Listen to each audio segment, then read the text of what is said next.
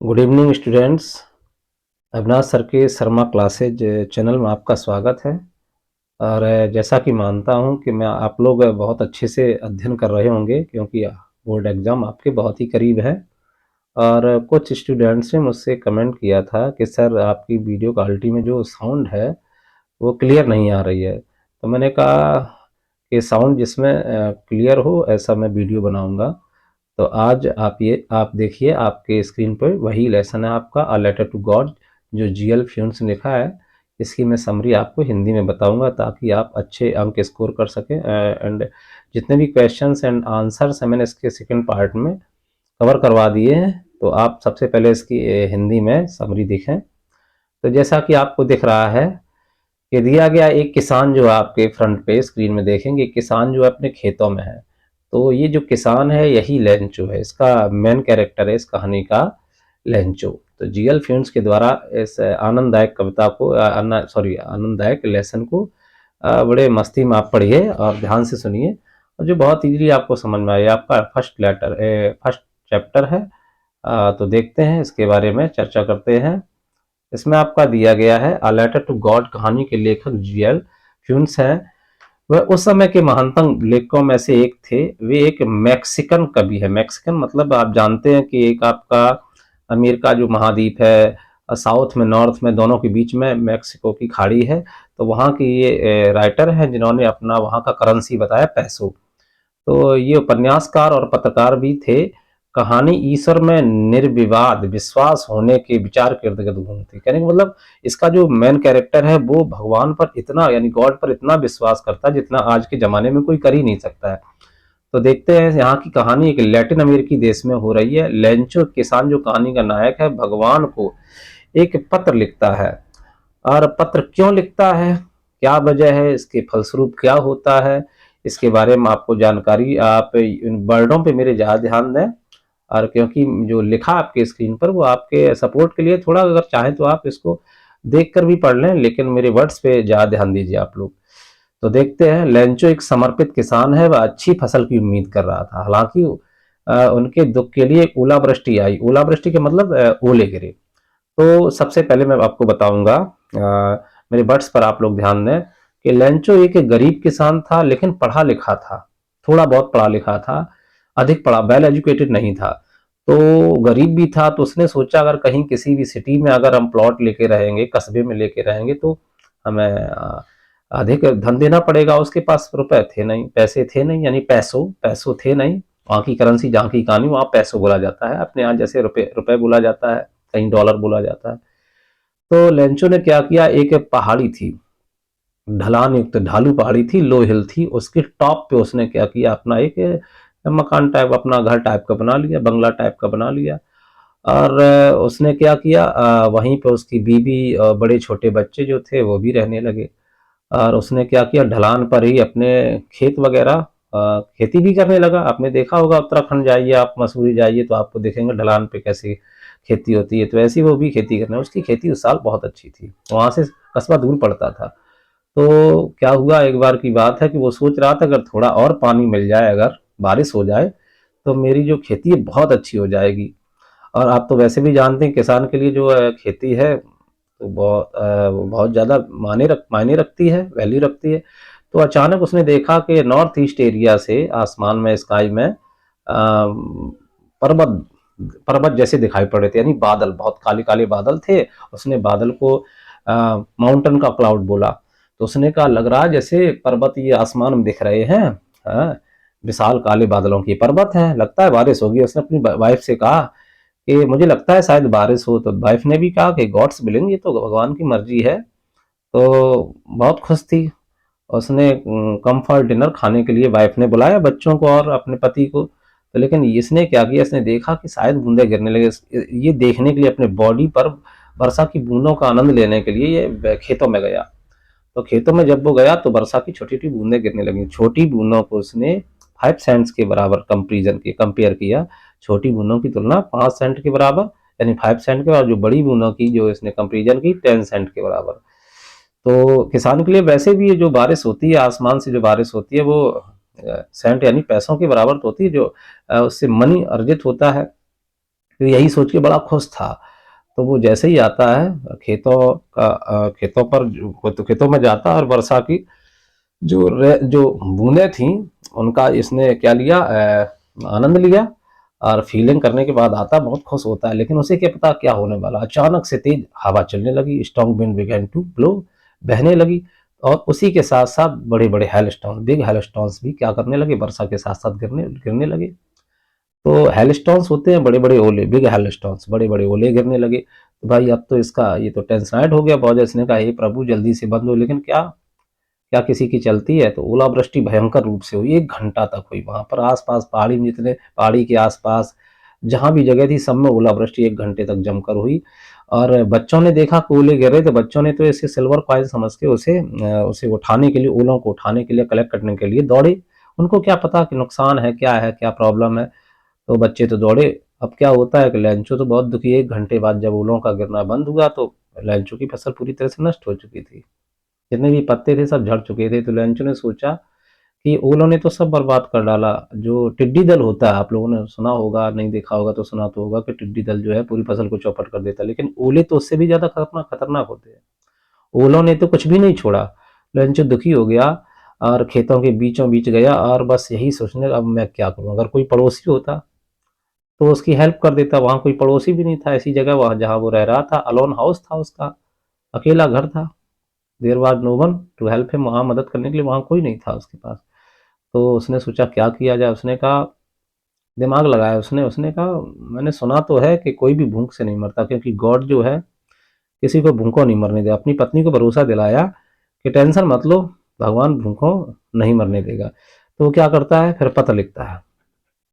पत्र में लिखता है कि हे ईश्वर, यदि आप मेरी मदद नहीं करेंगे तो मैं और मेरा परिवार इस वर्ष भूखों ही रह जाएगा। इसलिए मुझे 100 पैसों की ज़रूरत है। और तब तक के लिए, कब तक के लिए, जब तक कि फसल दोबारा उत्पन्न ना हो जाए और तब तक मैं अपनी क्या जीविका चला सकूं। क्योंकि उन्होंने तो सब कुछ बर्बाद कर डाला। ऐसा लिख कर वह खुद उसने कष्ट उठाया और आगे पत्र को लेकर पहुंचता है टाउन में। और टाउन में वहां पर क्या करता है कि स्टैम्प खरीदता है। अपने जीप से चाट के उस स्टैम्प को ठोंक कर, यानी मुट्ठी के प्रहार से लगाता है और उसको पत्र पेटिका में डाल देता है। क्या होता है कि जब पत्र पेटिका से कौन, पोस्टमैन ही निकालता है और शॉर्ट्स करता है, उनको छांटता है डिलीवर करने के लिए। जैसे ही वो देखता है गॉड के नाम का इसमें लिखा हुआ पता, टू गॉड, क्योंकि लिफाफे के ऊपर टू गॉड लिखा था, एड्रेस था, कहाँ पहुंचाना था, लैंचन लिखा, वो तो पहले उसने कहा कौन सा पागल है। बाद में हंसा। उसने कहा बताओ भगवान को भी कौन लेटर देने जाएगा। वो हंसते हुए अपने बॉस, पोस्ट मास्टर था डाकपाल के पास जाता, कहते भैया, बॉस, मालिक जी, भैया आप ही जो हेड हमारे, आप ही दिया जाके गॉड को, हम तो नहीं दे सकते। यानी कौन सा पागल व्यक्ति। तो पहले वो भी हंसा, कौन, ढाकपाल जो पोस्ट मास्टर था, हंसा। वो फैट एंड एमिएबल पर्सन उसे कहा गया, नहीं मोटा था, मोटा ताजा, लेकिन मिलनसार था, एमिएबल फ्रेंडली पर्सन था। तो उसने कहा देख है यार, हंस तो रहे हैं, समस्या क्या है। उसको पत्र को जब उसने खोला, पढ़ा, तो उसमें उसने पढ़ा, उसमें लिखा था सारी समस्या। जब उसने देखी तो उसे लगा कि यार वास्तव में आज की दुनिया में, मतलब इतना लोग भगवान पे भरोसा करते हैं, उनको लेटर भी लिखते हैं, यानी करस्पॉन्डेंस भी करते। काश मेरा भी इतना विश्वास होता। तो उसने एक मन में बात ठान ली। उसने कहा अगर इस बंदे की मदद नहीं की तो इसका भगवान से, बिल्कुल ईश्वर से भरोसा उठ जाएगा। और मैं नहीं चाहता किसी का ईश्वर से भरोसा उठ जाए। उसने कहा मैं इसकी मदद जरूर करूंगा, क्योंकि इसका, इस लेटर का मतलब ये नहीं है कि इस लेटर का जवाब दे दो, कह दो हाँ बेटा मेरा पत्र मिल गया। इससे उसे खुशी नहीं मिलेगी। उसे चाहिए 100 पैसों। कितना चाहिए, 100 पैसों उसने मांगे।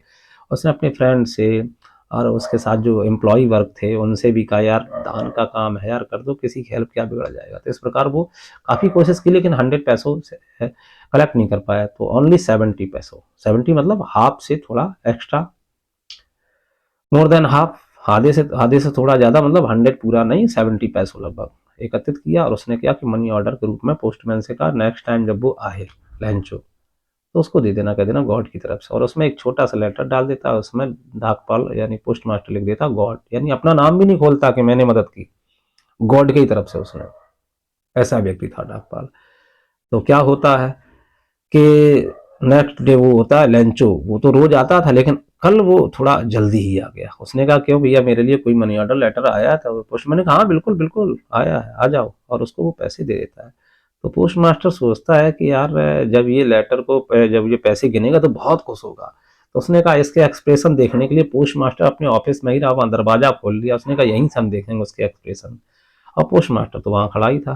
तो लेंचो ने लेकिन क्या किया, लेंचो ने पैसे गिनने लगा, और कोई होता तो पैसे घर पे गिनता जाके। उसने कहा भैया गिन लो, देखो इतना भरोसा भगवान पे, गॉड पे। तो उसने पैसे गिनने लगा, और जब उसने 70 पाए इंस्टीड ऑफ 100 पैसों के स्थान पे, तो भगवान से कड़की नाराज हो गया। उसने एक और अंतर्देशी पत्र मांगा, भैया लाइए मैं लिखूंगा अभी पत्र।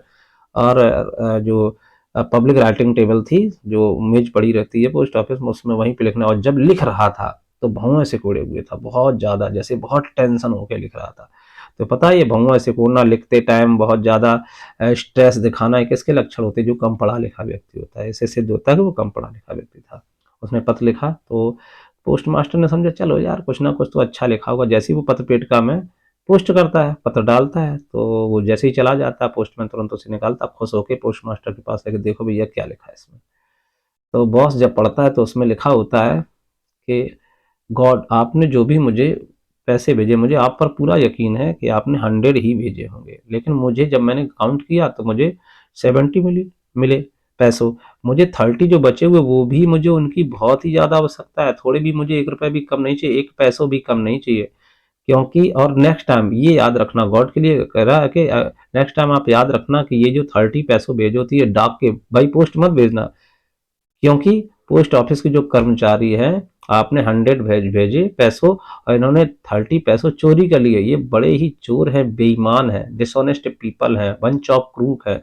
ऐसी बातें जब देखी पोस्ट मास्टर ने, तो पोस्ट मास्टर को धक्का तो लगा ही होगा, और कहानी का यहीं पे एंड हो जाता है। जीएल फ्यून्स ने बहुत अच्छी कायदे में ये बताया आप लोगों को भी, सभी को इस लेसन के जरिए बताया कि कभी भी किसी व्यक्ति की अगर मदद करो तो ये सोच के मत करिए आप इन बदले में कि वो आपकी भी हेल्प करेगा। ये सोच के करो कि कोई ना कोई तो आपकी मदद करेगा। तो वही है, हातिम ताई का एक था उसमें, हातिम ताई मूवी में है, नेकी कर दरिया में डाल। कहने का मतलब आप नेकी करें, बदले में ये आशा ना करें कि वो भी आपके साथ भलाई का काम करेगा। तो लेसन को बहुत अच्छे से लिखा गया है। इसमें बहुत सारे क्वेश्चंस बनेंगे कि लेंचो को गॉड पर इतना भरोसा क्यों था। अगर ये पूछ दिया तो क्या बताएंगे, लेंचो को गॉड पर भरोसा था क्योंकि लेंचो ने ये सुन रखा था कि गॉड जो है, कोई भी व्यक्ति हो अपने विचार कितने ही अपने मन में क्यों ना छिपा ले, गॉड की आंखें हर व्यक्ति के विचारों, क्योंकि गॉड तो अंतर्यामी है, गॉड की आंखें जो होती है हर व्यक्ति के अंदर छुपे हुए मन में जो विचार होते हैं उनको जान लेती हैं। और गॉड कभी किसी को भूखा नहीं मरने देता। और जब कोई किसी की मदद ना करे तो गॉड ही ऐसा व्यक्ति है जो सबकी मदद करता है। इसलिए उसे गॉड पे बहुत ज्यादा भरोसा था। क्या ऐसा भरोसा करना चाहिए आज की दुनिया में? तो ऐसा भरोसा करने वाला व्यक्ति भाग्यवादी ही कहलाता है, और भाग्यवादी व्यक्ति कभी सफल नहीं होता। गॉड है, मानते हैं गॉड है, लेकिन आप कर्म करिए। गॉड उसी की हेल्प करता है जो कर्म करते हैं, गॉड उसकी मदद नहीं करता जो कोई भी कर्म ना करे बैठा रहे। तो इनसे आप बहुत कुछ सीखते हैं। और अगर पूछ दिया जाए कि लेंचो के खेतों में क्या हुआ, तो आप बता सकते हैं कि लेंचो के खेतों में ओलावृष्टि हुई 1 घंटे तक, और पूरी फसल बर्बाद हो गई। तो उसने जो ओलों की, यहाँ पर इस लेसन में ओलों की तुलना किससे की गई है, तो सिल्वर कॉइन से, क्योंकि बच्चे जब कलेक्ट करने के लिए भागे उन्होंने सिल्वर कॉइन से उनको समझा। अच्छा, नेक्स्ट जो छोटी बूंदे हैं बारिश की, उनको किसके समान बताया गया, तो 5 सेंट के बराबर। जो बिग ड्रॉप्स हैं रेन की, उसको 10 सेंट के बराबर बताया गया। अच्छा, एक इसमें लाइन और दी गई है, संतुष्टि की भावना से। संतुष्टि क्यों थी, क्योंकि जब पानी हल्का हल्का गिरने लगा था तो संतुष्टि की भावना थी, विद द सेटिस्फाइड एक्सप्रेशन। संतुष्टि भावना थी, लेकिन उसे थोड़ी मालूम था 1 घंटे तक ओले गिरेंगे। तो ये भी हो गया। और इसमें मदद किसने की, तो आपको मालूम है कि पोस्ट मास्टर ने मदद की। किससे मदद की, 70 पैसों से। कैसे मदद की, कर्मचारियों से उसने धन मांगा, अपनी सैलरी में से भी थोड़ा हिस्सा दिया, है ना, अपने फ्रेंड्स से भी कहा। और क्या कहा होगा मित्रों से कि लंचों की मदद करो, ऐसे करके उसने ये कहा कि दानशीलता के कार्य में आप थोड़ा हाथ बटाएं, शेयर करें। इस प्रकार उसने लंचों की मदद की। अच्छा, तो इस कहानी में जो पोस्ट मास्टर है वो भी एक पात्र है, और एक लेकिन मेन किरदार, अगर मेन पात्र पूछा जाए तो लेंचो। लेंचो के बाद साइड में कौन है आपका, पोस्ट मास्टर। पोस्ट मास्टर कैसा व्यक्ति, मोटा और मिलनसार, फैट एंड एमिएबल, बोलो एमियल के स्थान पे हम बोल सकते हैं, एमिएबल के स्थान पे फ्रेंडली भी बोल सकते हैं। तो यहाँ यही सारी बातें बताएंगे, और ये भी बताएंगे कि लेंचो का मकान कहाँ था। मोस्ट इंपॉर्टेंट बात तो ये कि लेंचो मकान, तो his house was situated on the crest of a low hill. उसका जो मकान था, सिचुएटेड माने स्थित था, स्टूड माने स्थित था, बॉज लगाओगे, सिचुएटेड नहीं, स्टूड लगा दो। स्थित था ऑन द क्रेस्ट ऑफ, चोटी पर, on the crest of low hill, ढालू या ढलान पहाड़ी की चोटी पर स्थित था। और वहां से क्या क्या दिखाई दे सकता है, जब कोई पहाड़ की चोटी होगी तो वहां से कोई कुछ भी देख सकता है, कोई भी, वहां से नदियां, पर्वत, बहुत सारी खेती वगैरह हर चीज को देखा जा सकता था। तो यहाँ पर ये दिया कि लेंचो के उस समय मतलब उस वर्ष फसल कैसी थी, बहुत ही अच्छी थी, बहुत ही अच्छी थी। फसल को किसकी जरूरत थी, हल्की फुल्की बौछार की, सुअर, सुअर जिसको बोलते हैं, हल्की फुल्की बौछार।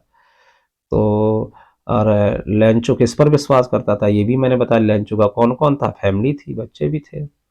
लेंचो कैसा था, बैल जैसा व्यक्ति था, खेतों में बैलों की भांति यानी पशु की भांति काम करता था।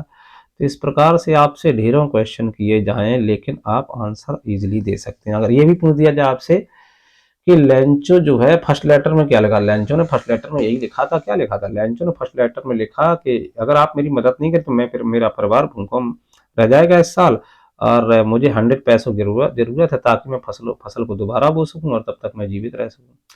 और क्योंकि उन्होंने सब नष्ट कर, फर्स्ट लेटर में, सेकंड लेटर में क्या लिखा, सेकंड लेटर में लिखा कि गॉड आपने तो मुझे 100 पैसों भेजे हैं, मुझे पक्का बिलीव है आप पर, लेकिन 30 पैसों किसने चोरी कर लिए हैं, कर्मचारियों ने, पोस्ट ऑफिस के कर्मचारी, इसलिए आपकी बार बाई पोस्ट आप मत भेजना। तो ये बात है, फर्स्ट लेटर और जो सेकंड लेटर दोनों दिया गया। तो ये सारी चीज़ें हैं। लेंचो कौन था, वह कहाँ रहता था, तो वह एक पहाड़ी थी, वहाँ पर रहता था, पहाड़ी थी और वहाँ पर ढालू पहाड़ी की चोटी पर स्थित था। तो ये सारी चीज़ें हैं इसमें दिया गया। उसका मकान क्या कैसा था, अलोन हाउस या लोनली हाउस बोल सकते हैं, क्योंकि वहाँ अगल बगल में कोई रहता नहीं था। ठीक है, तो ये सारी चीज़ें हैं, आप अच्छे से इसको पढ़ेंगे। मैंने कोशिश तो की है कि आपको एक एक कोई भी मल्टीपल चॉइस इस समरी से नहीं बचना चाहिए। और आप कोई भी क्वेश्चन अगर आपको लगे कि कोई बच रहा है तो आप कमेंट कर सकते हैं। और तब तक के लिए धन्यवाद, और मैं आपसे मिलता हूँ नेक्स्ट वीडियो में। तो आप अपना प्रेम और स्नेह इसी प्रकार बनाए रखिए, और सब्सक्राइब, लाइक, अगर आपको अच्छा लगे तो आप थोड़ा, इससे क्या होता है, मोटिवेशन होता है। तो तब तक के लिए नेक्स्ट वीडियो में आपसे मिलते हैं, तब तक के लिए बाय बाय।